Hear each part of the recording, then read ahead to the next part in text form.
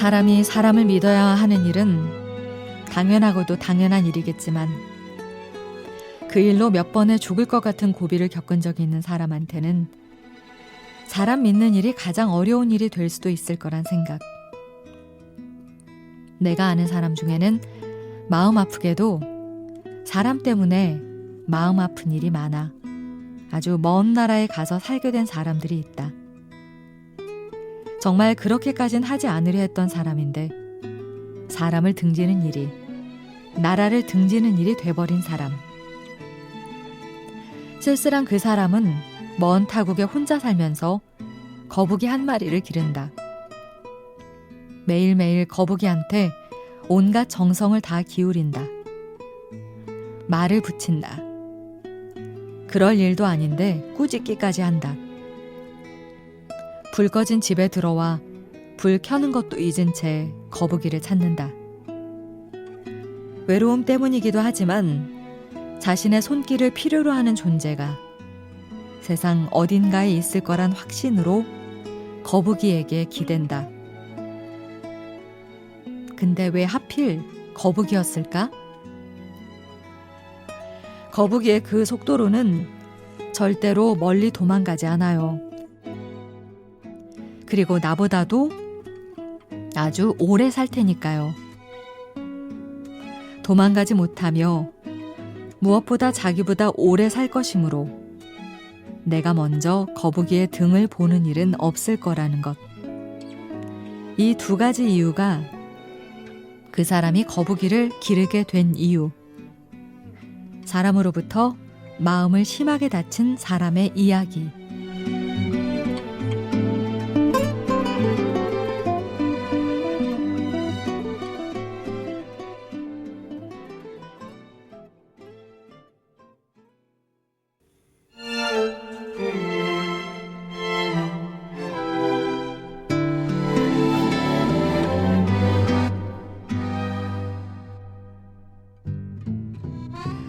사랑해라.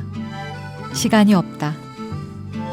사랑을 자꾸 벽에다가 걸어두지만 말고 만지고 입고 그리고 얼굴에 문대라. 사랑은 기다려주지 않으며 내릴 곳을 몰라 종점까지 가게 된다 할지라도 아무 보상이 없으며 오히려 핑계를 준비하는 당신에게 책임을 물을 것이다. 사랑해라. 정각에 도착한 그 사랑에 늦으면 안 된다. 사랑은 그런 의미에서 기차다. 함께 타지 않으면 같은 풍경을 나란히 볼 수 없는 것. 나란히 표를 끊지 않으면 따로 앉을 수밖에 없는 것. 서로 마음을 확인하지 않았다면 같은 역에 내릴 수도 없는 것. 그 후로 영원히 어긋나고 마는 것. 만약 당신이 그렇게 할 수 있다면 세상을 이해하는 법을, 우주를 바라보는 방법을 익히게 될 것이다.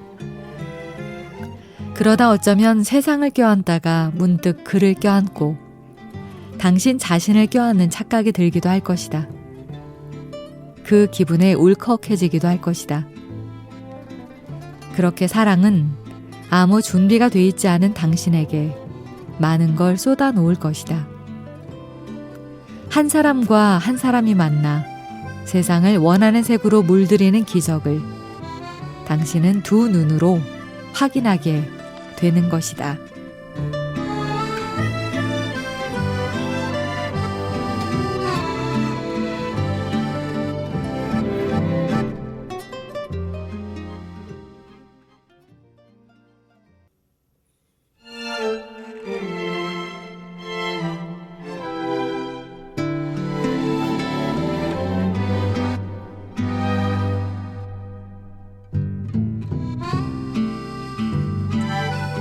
햇빛 비치는 길을 걷는 것과 그늘진 길을 걷는 것. 어느 길을 좋아하지? 내가 한 사랑이 그랬다. 햇빛 비치는 길과 그늘진 길. 늘 두 길 가운데 어느 길을 걸을까 고민하고 또 힘들어했다. 공존할 수 있다고 생각하지 못했다. 두 길 다 사랑은 사랑이었는데, 두 길 다 내 길이었는데, 왜 그걸 두고 다른 한쪽 눈치를 보면서 미안해하고 안타까워했을까? 지금 당장 먹고 싶은 것이 레몬인지 오렌지인지 그걸 모르겠을 때, 맛이 조금 아쉬운데 소금을 넣어야 할지 설탕을 넣어야 할지 모르겠을 때, 어젠 그게 분명히 좋았는데 오늘은 그게 정말로 싫을 때, 기껏 잘 다려놓기까지 한 옷을 빨랫감이라고 생각하고 세탁기에 넣고 빨고 있을 때, 이렇게 손을 쓰려야 쓸 수 없는 난감한 상황이 오면 떠나는 거다.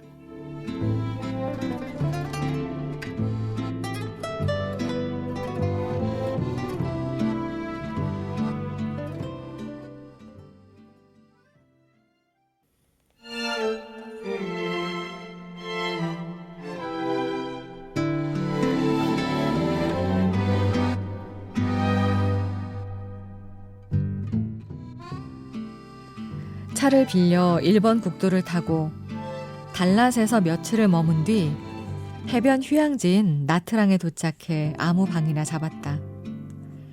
바다로 향하는 배에 몸을 실는다.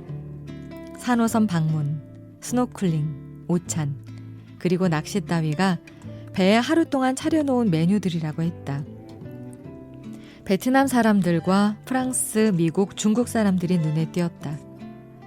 하루 종일 위의 메뉴들을 즐기거나 아니면 태양을 피해 열대 과일들을 잘라 먹는 일이 배 위에서 할 수 있는 느릿느릿한 것들이다. 배가 출발하면서부터 시작된 주방의 요리는 점심 무렵이 되어 맛볼 수 있었는데, 갑판 위에 차려진 음식 때문에 수영복 고무줄이 터질 것처럼 늘어나고 있었다. 음식 접시를 나르고 있는 청년을 보라. 그 사내의 뒷모습부터가 조금 나딕지는 않은가? 그 청년은 그날 하루 여정의 책임자였다. 나에게 유난히 신경을 쓰며 친절을 베푼 친구이며, 스노클링 할 때 tum벙거리며 지독한 장난을 걸어온 친구이며, 산호바위에 발을 베었을 때 붕대를 감아준 친구. 그날 하루 동안의 여정이 끝나고 마지막으로 그에게 악수를 청하며 이름을 묻는다. 김이라고 한다. 이상한 기분이 들었고 나는 조금 늦게 놀란다. 혹시 아버지가 한국인인가? 베트남 전쟁 때 건너왔던 아버지를 한 번도 본 적 없다고 한다. 순간 나는 오므라든다. 내 놀라는 반응에 그는 일부러 웃는 것 같다. 그의 눈과 나의 눈에 비슷한 물기가 감돈다.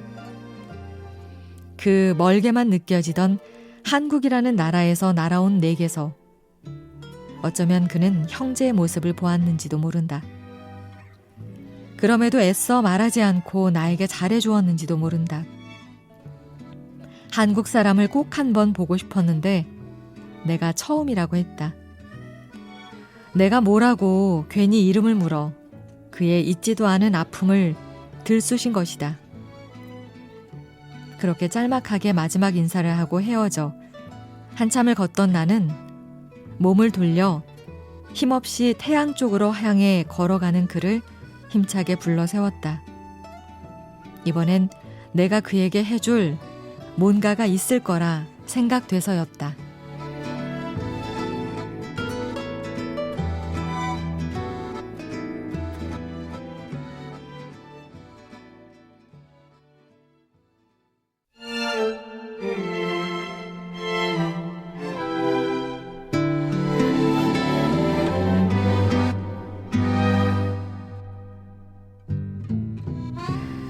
남자 둘이서 간 여행이었다. 혼자 여행을 가려고 한 나는 친구를 만나는 자리에서 여행 계획을 얘기했고, 그럴 의사가 없다는 걸 잘 알면서도 친구는 나에게 따라가도 되겠냐는 제안을 해왔다. 나는 그의 따라가도 되겠냐는 제안에 불행이다 싶기도 하지만 같이 가도 되겠냐는 제안에 또 한편으로는 다행이다 싶기도 했다. 둘 다 혼자가 아니라는 사실 때문에. 그래서 그 두 사람은 멀리로, 아주 멀리로 날아갔다. 노르웨이 오슬로, 두 사람에겐 말이 없다는 게 문제였다. 난 혼자 하는 여행에 익숙해 있어서였지만 친구는 왜 그랬는지 잘 모르겠다. 말이 없다는 것이 무슨 문제가 될까 싶겠지만 그건 우리가 불편하다는 사실 그대로를 증명하고 있는 거였고, 그랬음에도 불구하고 철저히 둘은 말하지 않았다. 정말 비참할 정도로, 징그러울 정도로 말을 하지 않았다. 그때 두 남자의 여행 방식은 그런 거였다. 기차를 타고 베르겐으로 이동한 두 사람은 항구 주변에 숙소를 정하고 매일매일 산책하는 일로 시간을 때웠다. 둘이서 혹은 혼자서의 산책. 그러던 어느 날 그래도 되겠다 싶은 순간이 찾아온 거였다. 나는 친구에게 나 나갔다 올게 라는 말조차 하기 싫어서 혼자서 나갔다 돌아오고를 반복.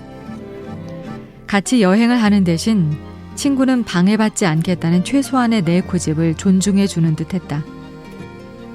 내가 나갔다 오면 나를 방해하지 않겠다는 생각 때문인지 친구도 슬며시 나갔다 돌아오고를 반복. 하지만 나는 소리 없이 나가는 친구가 도대체 어딜 가는지 궁금해서 견딜 수 없는 순간이 되었다. 친구 몰래 뒤를 밟았다. 근데 매일 혼자서 그렇게 친구가 다니는 길은 나하고 똑같은 길이었다. 호수에 논이는 물새들에게 눈길을 주고, 내가 앉곤 하던 벤치에 앉아 담배를 피우고, 목공의 가구를 만드는 상점 앞에서 안을 들여다보고, 천막꽃집 점원이랑 눈인사를 하고 걸었다 멈춰섰다의 반복. 비록 뒷모습이지만 그 모든 게 똑같다는 사실에 문득 나도 모르게 목이 메어왔다. 뭔가 빠진 듯 허전하고 익숙하지 않던 여행에서 가슴속 독이 빠져나가는 걸 느꼈다. 측은하지만 대견하고 쓸쓸하지만 듬직한 뒷모습. 나도 저런 뒷모습을 가졌을까? 저건 내 모습이기도 한 걸까? 나는 그에게 애써 말을 붙이기 시작했다. 뭘 먹이려 했고 어디든 같이 가자 했고 지난 시간들을 얘기하려 했었다. 그의 뒷모습은 나 혼자 감당하기 힘든 나이기도 해서 난 모든 걸 해제하고 혼자이길 원했던 고집을 포기하지 않을 수 없었다. 살아가는 길을, 내 뒷모습 모두를 나도 한번 따라가 보고 싶다.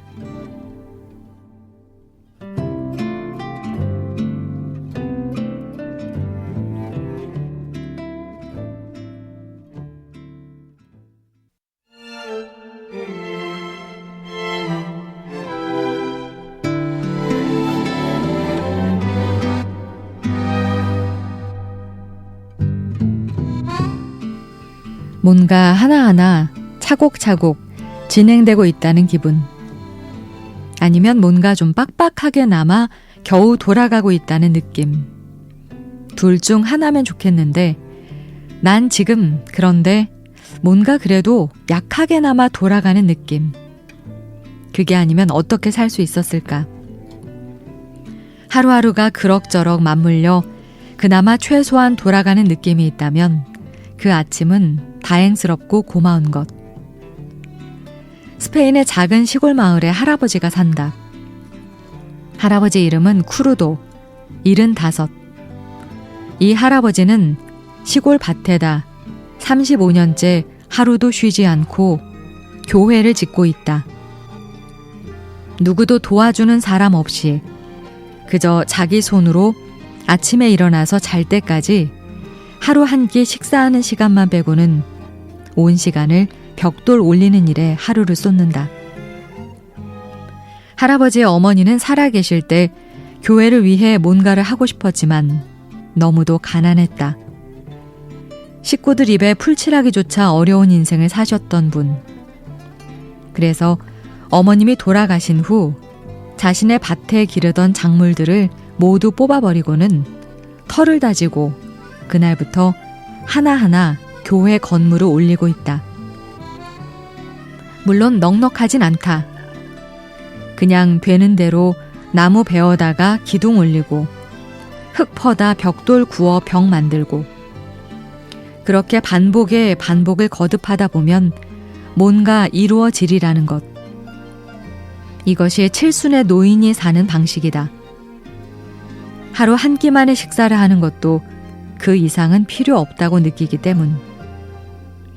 그 모든 것 때문인지 할아버지의 몸은 이상할 정도로 말랐으되 청년의 겉만큼 다부지다. 이 할아버지를 누가 말리겠는가? 그 질기듯 질긴 업의 끈이 어머니로부터 나왔다는데 이해할 수 있을 것 같다. 1000분의 1, 10,000분의 1. 나는 나중까지, 아주 나중까지 꼭 해야 할 일이 있다고 믿는 사람이기 때문. 그게 누구와 연관된 것이든 아니면 그냥 나하고 약속한 것이든 그래서 조금 이해할 수 있단 얘기. 꾸물꾸물 살며 그 자리에 뭔가를 쌓아 올리는 사람.